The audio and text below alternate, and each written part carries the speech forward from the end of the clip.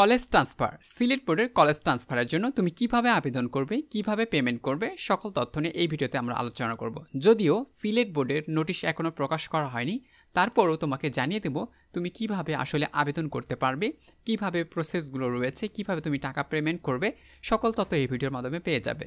So dear student, তুমি যদি নতুন হয়ে থাকো তাহলে অবশ্যই চ্যানেলটি সাবস্ক্রাইব করে পাশে থাকে যে বেলটি রয়েছে বাজিয়ে দেবে, এতে করে সকল ধরনের আপডেট তোমাদের কাছে সবার আগে পৌঁছে যাবে। সো ডিয়ার স্টুডেন্ট, আমরা শুরু করছি। সিলেট বোর্ড, দেখো ডিয়ার স্টুডেন্ট, আমি যেহেতু থাকবো না এই জন্য খুব তাড়াতাড়ি করে তোমাদের শর্ট করে বোঝানোর চেষ্টা করব, যাতে করে তোমরা সহজে বুঝতে পারো এবং তোমাদের সকল প্রশ্নের উত্তর দেওয়ার চেষ্টা করবো। হয়তো আমি আগামীকাল থাকতে পারি, তারপরে হয়তো কিছুদিন থাকবো না, আমার পার্সোনাল কাছে আমি বাইরে চলে যাব। এই জন্য আর কি খুব তাড়াতাড়ি করে শর্টকাটে তোমাদের জন্য ভিডিও তৈরি করে দিচ্ছি, যাতে করে তোমরা আবেদন করতে পারো এবং সঠিকভাবে আবেদন করো, যাতে করে কোনো ধরনের ভুল না হয়। সো তোমরা দেখতে পাচ্ছ ওয়েবসাইটে আসার জন্য তোমাদের একটি লিঙ্কের প্রয়োজন হবে। লিঙ্কটি আমি অবশ্যই ডেসক্রিপশনে দিয়ে রাখবো, সেখান থেকে তোমরা চেক আউট করে নিতে পারবে। এখন কথা হচ্ছে, যেহেতু কোনো ধরনের নোটিশ প্রকাশ করে নাই, তাহলে তোমরা কীভাবে বুঝতে পারবে? যখন নোটিশ প্রকাশ করা হবে অবশ্যই জানিয়ে দেওয়া হবে, তবে হয়তো বা আমি থাকবো না, কিন্তু কোনোভাবেই তোমাদের চ্যানেলের পক্ষ থেকে তোমাকে জানিয়ে দেওয়া হবে। সো এখন কথা হচ্ছে তুমি আবেদন করবে কী করে। সো ডিয়ার স্টুডেন্ট, তাহলে তোমরা দেখতে পাচ্ছ এই মুহূর্তে সিলেট বোর্ডের ওয়েবসাইটটি। এখানে আসার পর তুমি এখন এলোমেলো হতে পারো, অথবা তুমি বুঝতে পারবে না যে তোমাকে কোথায় যেতে হবে। সো চিন্তার কোনো কারণে আমি তোমাদের এখন দেখিয়ে দিচ্ছি। তোমরা এখানে দেখতে পাচ্ছ ট্রান্সফার সার্টিফিকেট, তুমি এখানে ক্লিক করেও যেতে পারো, অথবা অনলাইন অ্যাপ্লিকেশন রয়েছে, এখানে ক্লিক করেও যেতে পারো। সো আমি অনলাইন অ্যাপ্লিকেশনে তোমাদের জন্য ক্লিক করে দিচ্ছি। সো ক্লিক করার পর তোমার সামনে অনেকগুলো অপশন আসবে, এই অপশনগুলোর ভিতর থেকে তোমার যেটা কাজ রয়েছে তুমি সেইটা ক্লিক করতে পারো। যেমন নাম সংশোধন, তুমি যদি ভুল হয়ে থাকে কখনো তোমার সার্টিফিকেটে, তুমি এখান থেকে সংশোধন করতে পারবে, জন্ম তারিখ সংশোধন করতে পারবে, ডকুমেন্টস উত্তোলন করতে পারবে। সো আমাদের এখন এই মুহূর্তের কাজ হচ্ছে তোমার টিসি নেওয়ার জন্য। সো টিসির অ্যাপ্লিকেশনের জন্য আমরা এখানে ক্লিক করব, তাহলে আমাদের আবেদনটি চলে আসবে বা ফর্মটি চলে আসবে। তারপরে রয়েছে লাস্ট ডেট, অর্থাৎ তুমি যখন আবেদন করবে আবেদনটি গ্রহণ করেছে কিনা, অর্থাৎ অ্যাকসেপ্ট করেছে কিনা বা রিজেক্ট করেছে কিনা, তুমি কিন্তু এখানে আসে চেক করতে পারবে। অর্থাৎ তোমার আবেদন করার পর তোমার যদি 2 দিন বা 3 দিন সময় চলে যায়, তারপরে যদি তোমার মনে হয় যে না তোমার আবেদনটি চেক করা উচিত, তাহলে তুমি এখানে আসে তুমি চেক করতে পারবে। এবং অ্যাভেলেবেল সিট, অর্থাৎ তোমার কলেজে বা তুমি যে কলেজে যেতে চাচ্ছ সেই কলেজে কতটা সিট রয়েছে, তুমি সেই কলেজের সিটগুলো দেখতে পাবা এখান থেকে।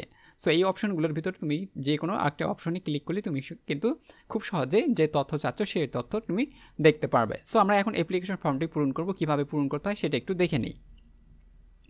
সো অ্যাপ্লিকেশনের ফর্মে আসার পর তুমি দেখতে পাচ্ছ এরকম একটি ওয়েবসাইট তোমার সামনে পপ আপ ফাইল চলে আসছে। এই যে পপ আপ ফাইলে কিছু নিয়ম রয়েছে, নিয়মগুলো একটু পড়ে নিও, তারপর আমি তোমাদের পড়ে শোনাচ্ছি। ছাত্রছাত্রী আবেদন ফর্ম সঠিকভাবে পূর্ণ করে নিচে সাবমিট অ্যাপ্লিকেশন, অর্থাৎ একটা সাবমিট বাটন পাবা, ওই সাবমিট বাটনে তোমাকে কী করতে হবে, ক্লিক করে ছাত্রছাত্রী বর্তমান প্রতিষ্ঠানের প্যানেলে আবেদনটি যাবে। অর্থাৎ তুমি যখন আবেদনটি করবে 4টি ধাপে কিন্তু একটি আবেদন সম্পন্ন হয়। অর্থাৎ তুমি যখন আবেদন করবে এই আবেদনটি তোমার প্রথম যে কলেজটি রয়েছে সেই কলেজে যাবে, সেখানে যদি অ্যাকসেপ্ট করে তারা পাঠাই দিবে তোমার দ্বিতীয় কলেজে, অর্থাৎ তুমি নতুন কলেজে যেতে চাচ্ছ সেই কলেজে পাঠাই দিবে। তারা যদি অ্যাকসেপ্ট করে তারা আবার পাঠাই দিবে সেটা হচ্ছে বোর্ডে, এবং বোর্ড যদি অ্যাকসেপ্ট করে তারপরে বোর্ড পাঠাই দিবে হচ্ছে তোমার কাছে, অর্থাৎ SMS এর মাধ্যমে তোমাকে জানিয়ে দিবে। তাহলে বুঝতে পেরেছ, একটি কলেজ পরিবর্তন করার জন্য 4টি ধাপ রয়েছে। এই 4টি ধাপ তুমি যদি সঠিকভাবে পূর্ণ করতে পারো এবং তারা যদি সঠিকভাবে তোমাকে অ্যাকসেপ্ট করে, তাহলে তুমি কিন্তু খুব সহজেই ট্রান্সফার নিতে পারবে। ঠিক আছে, ওকে। বর্তমান প্রতিষ্ঠান অর্থাৎ ফরওয়ার্ড করলে, অর্থাৎ তোমার যে বর্তমান কলেজটি রয়েছে সেটা যদি অ্যাকসেপ্ট করে, এবং ফরওয়ার্ড বলতে পরবর্তী যে নতুন কলেজটি রয়েছে তার কাছে যদি পাঠিয়ে দেয়, তাহলে তার প্যানেলে চলে যাবে, অর্থাৎ কলেজ কর্তৃপক্ষের কাছে চলে যাবে, তারা দেখতে পাবে। ভর্তি ইচ্ছুক প্রতিষ্ঠান ফরওয়ার্ড করলে, অর্থাৎ সেই কলেজটি যদি আবার ফরওয়ার্ড করে কোথায়, বোর্ডে ফরওয়ার্ড করে, তাহলে মোবাইলে সোনালী সেবার মাধ্যমে আবেদন ফর্ম জমা দেওয়ার জন্য একটি SMS পাঠানো হবে। অর্থাৎ নতুন যে কলেজটি রয়েছে, অর্থাৎ তুমি যে কলেজটাতে যেতে চাচ্ছ সেই কলেজ যদি ফরওয়ার্ড করে, তাহলে তোমার কাছে একটি মোবাইলে একটা SMS পাঠাবে। সেই SMSটা হচ্ছে তোমাকে পাঠাবে হচ্ছে কি সেবার মাধ্যমে, অর্থাৎ সোনালী সেবার মাধ্যমে আবেদন ফর্ম জমা দেওয়ার একটা ফি পাঠাইতে হবে তোমাকে। তারা SMS পাঠাবে, তখন তোমাকে আবেদন ফর্মের জন্য যে ফিটা নির্ধারণ করা হবে সিলেট বোর্ডের জন্য, সিলেট বোর্ডের সেই আবেদন ফর্মটি অর্থাৎ ফিটা তুমি কী করবা, পাঠাই দেবা। এরপর দেখো, আবেদনকারী আবেদনের সর্বশেষ অবস্থা থেকে সোনালী স্লিপ প্রিন্ট করে সোনালী ব্যাংকের আবেদন ফি জমা, অর্থাৎ SMS 48 ঘন্টার পর, অর্থাৎ তুমি যখন SMSটা পাবা, SMS পাওয়ার 48 ঘন্টার মধ্যে তোমাকে কিন্তু সেটা সোনালী ব্যাংকের মাধ্যমে তোমাকে জমা দিতে হবে। তুমি সোনালী ব্যাংকের মাধ্যমে জমা দিতে পারো, অথবা আমি তোমাকে এখন এই মুহূর্তে অনলাইনে কীভাবে জমা দিতে হয় সেটাও দেখাবো, যাতে করে তোমাদের পেমেন্ট নিয়ে কোনো ধরনের সমস্যা না হয়। ঠিক আছে, তাহলে এইটুকু অংশ কিন্তু তোমরা একটু পড়ে নেওয়ার চেষ্টা করবা, ঠিক আছে। তা বলছে আবেদনকারী অবশ্যই সর্বশেষ প্রিন্ট করে সোনালী ব্যাংক স্লিপটা নিবা, প্রিন্ট করে নিবা স্লিপটা, ঠিক আছে। তারপরে সোনালী ব্যাংকে যাবা, সেখানে গিয়ে তুমি টাকাটা জমা দেবা কত ঘন্টার মধ্যে, 48 ঘন্টার মধ্যে মনে যেন থাকে। দিলে আবেদনটি বোর্ডের প্যানেলে যাবে, অর্থাৎ তুমি যখন টাকাটা পেমেন্ট করবা তখন কিন্তু সেই আবেদনটি বোর্ডের কাছে যাবে, তাছাড়া বোর্ডের কাছে কোনোভাবে আবেদনটি যাবে না, অন্যথায় আবেদনটি সম্পূর্ণভাবে বাতিল হয়ে যাবে। বলছে পরবর্তীতে কিন্তু আবেদনটি বাতিল হয়ে যাবে। অতঃপর বোর্ডের চূড়ান্ত আবেদনের পর ছাত্রছাত্রী দেওয়ার মোবাইল ফোনের একটি SMS পাবে, অর্থাৎ বোর্ড যদি তখন অ্যাকসেপ্ট করে যে তোমার আবেদনটি ঠিক রয়েছে, অর্থাৎ দুটি কলেজ ঠিকভাবে কাজটা করে দিয়েছে, তাহলে তারাও কিন্তু অ্যাকসেপ্ট করবে। দেন তারা যখন অ্যাকসেপ্ট করবে তখন তোমার কাছে আরেকটি SMS আসবে। সো SMS আসার পর আবেদনের সর্বশেষ অবস্থা থেকে টিসি আবেদন প্রিন্ট করে নতুন প্রতিষ্ঠানে দিতে হবে। অর্থাৎ তুমি যখন SMSটা পাবা তখন সেই SMS পাওয়ার পর তোমার আবেদনের যে একটা অবস্থা তৈরি হবে, অর্থাৎ অ্যাকসেপ্ট করেছে, সেটা তুমি কী করবে, আবার প্রিন্ট করবা। প্রিন্ট আউট করে তোমার পুরাতন কলেজে যাবা, সেখানে গিয়ে তোমার যত ধরনের ডকুমেন্টস বা কাগজপত্র রয়েছে সেগুলো উত্তোলন করবা। উত্তোলন করে নতুন কলেজে আবার চলে যাবা। নতুন কলেজে গিয়ে আবার নতুন করে যেভাবে ভর্তি হতে হয়, প্রথম যে কলেজে ভর্তি হয়েছিল ঠিক তেমনই ভর্তি হতে হবে। এক্ষেত্রে তোমার ভর্তির জন্য কিছু টাকা নিবে, অর্থাৎ ভর্তি হতে সরকারি কলেজে 3 থেকে 4 হাজার নিতে পারে, অথবা 5 হাজার যেতে পারে, এবং বেসরকারি হলে 5 থেকে 6-7 হাজার মতো লাগতে পারে। এবং তুমি তোমার পুরাতন কলেজে যতদিন থাকবা ঠিক ততদিনের টাকা নিবে, এবং নতুন কলেজে যেদিন থেকে তুমি ভর্তি হবা ঠিক সেই দিন থেকে তারা ওই মাসের টাকাটুকু অর্থাৎ নেওয়া শুরু করবে, অর্থাৎ পরবর্তী বছর যত দিন থাকবা ঠিক তত দিনের টাকাটা নেবে। সেটা কিন্তু একবারে নেবে না, সেটা অর্থাৎ প্রতি মাসে মাসে নেওয়ার চেষ্টা করবে, কিন্তু তুমি যেদিন ভর্তি হবা সেই দিনে তোমার জন্য টাকা নেবে। সো সরকারি হলে তোমার 5 থেকে 6 হাজার টাকা খরচ হতে পারে, এবং বেসরকারি হলে তোমার 7, 8, 9 এরকম খরচ হতে পারে। এটা এখন তোমরা ভেবে নিও। যদি টাকার হিসাবটা যদি জানতে চাও তাহলে অবশ্যই ভিডিও দেওয়া রয়েছে, তোমরা চাইলে সেগুলো চেক করে নিতে পারবে, ঠিক আছে। সো এইটা ছিল তোমাদের আবেদনের নিয়ম। এরপর দেখো সর্বশেষ অবস্থা, অর্থাৎ আবেদন করার পর তোমার যদি ইচ্ছা হয় তুমি আবেদনের অবস্থা জানতে চাচ্ছ, মনে হচ্ছে তোমার কাছে দেরি হয়ে গেছে কিন্তু এতদিন পর আসে না কেন, তাহলে তুমি এখানে এসে চেক করতে পারবা। আবার সিটের তালিকা এখানে রয়েছে দ্বাদশ 2023-24, তার মানে 17 তারিখ থেকে এখানে হবে 24-25, তখন হবে একাদশ। চাইলে তুমি এখান থেকে এসে সিট তালিকা দেখতে পারো, তারপরে তুমি কিন্তু পরবর্তীতে আবেদন করতে পারবে। আগে তোমাকে সিলেক্ট করতে হবে তুমি কোন কলেজে যেতে চাচ্ছ, কোন কলেজে সিট ফাঁকা রয়েছে, এগুলো কিন্তু আগে তোমাকে অ্যানালাইজ করে নিতে হবে।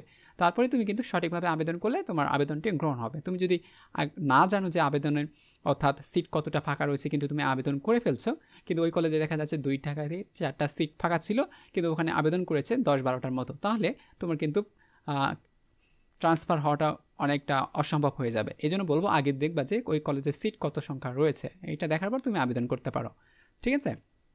ওকে, এরপরে দেখো ট্রান্সফার সার্টিফিকেট ফর্ম। তো এইটা হচ্ছে ট্রান্সফার সার্টিফিকেট ফর্ম।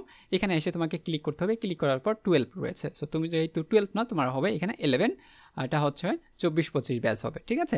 এখানে ক্লিক করার পর দেওয়া দেবে। তারপরে আর একটা অপশন আসবে। এই মুহূর্তে যেহেতু আমার কাছে কোনো ডাটা নেই, এই মুহূর্তে আমি কোনো কিছু দেখাতে পারছি না। সো সিম্পল বিষয়, এখানে আসার পর তোমার কাছে কোনো কিছু চাইবে না, তুমি এখানে ক্লিক করবা, 11 দিয়ে দিবা। দেওয়ার পর ঠিক আছে, দিলে তোমাকে আরেকটা পেজে নিয়ে যাবে। ওই পেজে কী কী করতে হয় সেটা তুমি সহজেই বুঝতে পারবে, যেহেতু ইন্টারমিডিয়েটে পড়াশোনা করছো, আশা করি বুঝতে পারবে। তারপরে যদি কোনো ধরনের অসুবিধা হয় কমেন্ট সেকশন রয়েছে, অবশ্যই কমেন্ট সেকশনে জানিয়ে দেবা। সো এইভাবে তুমি কিন্তু তোমার আবেদনটি সম্পূর্ণ করতে পারো, এবং খুব ভালোভাবে করতে পারলেই তুমি কিন্তু সাকসেসফুল হতে পারবে। সো ডিয়ার স্টুডেন্ট, তাহলে চলো এবার আমরা দেখি নিই কীভাবে তুমি পেমেন্ট করবে অনলাইনের মাধ্যমে। সো আবার তুমি পুরাতন ওয়েবসাইটে অর্থাৎ তুমি মেন ওয়েবসাইটে চলে আসবে। আসার পর তুমি আবার এখানে দেখতে পাচ্ছ সেটা হচ্ছে অনলাইন সেবা অর্থাৎ সোনালী সেবা। সো আমরা যেহেতু সোনালী ব্যাংকের মাধ্যমেই করব, সো সোনালী সেবার মাধ্যমে এটা রয়েছে পেমেন্ট ফর্ম। সো পেমেন্ট ফর্মে তুমি একটা ক্লিক করে দিবা।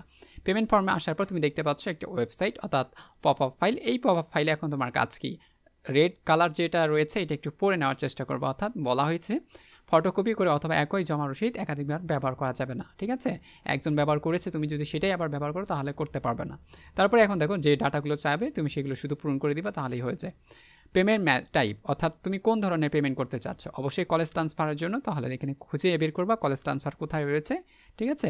কলেজ ট্রান্সফারের জন্য তুমি খুঁজে বের করে এখানে ক্লিক করে দিলেই হয়ে যাবে। তারপর হচ্ছে এক্সামিনেশন, তুমি কোন ধরনের পরীক্ষা দেবে, অবশ্যই SSC। ইনস্টিটিউট নেম, তুমি কোন প্রতিষ্ঠান থেকে আবেদন করতেছো সেই প্রতিষ্ঠানের নাম দিবা। তারপর হচ্ছে অ্যাপ্লিক্যান্ট ডিপোজিট নেম, তুমি যে অ্যাপ্লিক্যান্ট ডিপোজিট করতে চাচ্ছ সেই ডিপোজিটের নাম। অ্যাপ্লিক্যান্ট ডিপোজিট মোবাইল, তুমি যে মোবাইল নাম্বার থেকে কী করতে চাচ্ছ, টাকাটা পাঠাইতে যাচ্ছ সেই মোবাইল নাম্বারটা দিতে হবে। অ্যামাউন্ট টাকার পরিমাণটা দিবা, তারপর হচ্ছে কমিশন, এখানে কমিশন কত হবে সেটা তোমাকে তখনই তারা দেখাবে, তার আগে তুমি দেখতে পাবা না, ঠিক আছে। অনলাইন সার্ভিস চার্জ, অর্থাৎ অনলাইন সার্ভিস চার্জের জন্য কিছু টাকা কাটবে, এবং ভ্যাট রয়েছে ভ্যাট কাটবে, এবং হচ্ছে টোটাল অ্যামাউন্ট কত টাকা যাবে সেটা তোমাকে টোটালি তারা ফোকাস করে দেখাবে।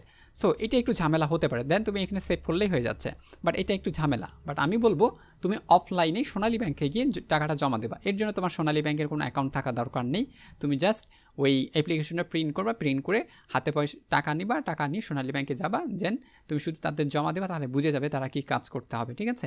আর তোমার কিছু করতে হবে না, তবে সোনালী ব্যাংকের যে অফিসারটা তোমার টাকা নিবে তার অবশ্যই একটা সিগনেচার নিয়ে রাখবা, ঠিক আছে। এটা হচ্ছে একটা প্রমাণ। সো তুমি অনলাইনেও এখন পেমেন্ট করতে পারো, অফলাইনেও পেমেন্ট করতে পারো, এখন তোমার কাছে যেটা ভালো লাগবে তুমি সেই মাধ্যমে পেমেন্ট করে দিবা। সো স্টুডেন্ট, এইটাই ছিল হচ্ছে সিলেট বোর্ডের আবেদন ফর্ম কীভাবে পূর্ণ করতে হয় এবং কী কী করতে হবে সব কিছু আমি তোমাদের জানিয়ে দিলাম। তবে নোটিশ এখনও প্রকাশ হয় নাই, যদি প্রকাশ হয়ে যায় তোমার অবশ্যই তোমরা জানতে পারবে কত টাকা নিবে এবং কীভাবে কত তারিখ থেকে আবেদন শুরু হবে সেটাও তোমরা জানতে পারবে। সো স্টুডেন্ট, আশা করি ভিডিওটি ভালো লেগেছে। সো যদি ভালো লেগে থাকে অবশ্যই বন্ধুবান্ধবদের সাথে শেয়ার করো, মেনশন করে দাও, তারাও যেন উপকৃত হতে পারে, তোমরাও যেন উপকৃত হতে পারো। এবং আমি যেহেতু থাকবো না এই জন্য খুব তাড়াতাড়ি একটু শর্টকাট ভিডিও তৈরি করে দিলাম, আশা করি তোমরা ভালোভাবে বুঝতে পারবে। So thank you very much.